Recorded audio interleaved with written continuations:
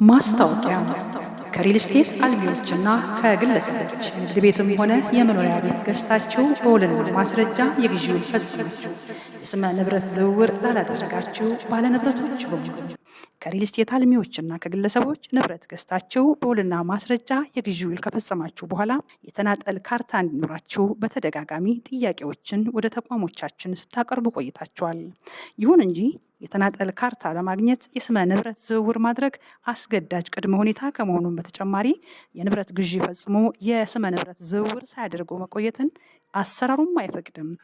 በመሆኑም ተቋሞቻችን ለተናጠል የካርታ ህትመት ጥያቄዎቹ ምላሽ መስጠት ይችሉ ዘንድ ቋሚ ንብረት ገዝታችሁ በውልና ማስረጃ የግዢ ውል ከፈጸማችሁ በኋላ ወደ መሬት ተቋም በመምጣት የስመ ንብረት ዝውውር ያላደረጋችሁ ባለንብረቶች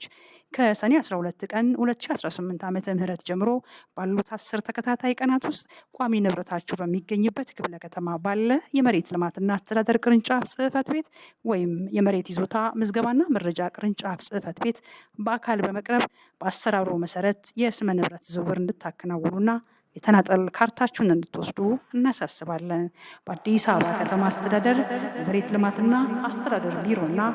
የመሬት ይዞታ ምዝገባና መረጃ ኤጀንሲ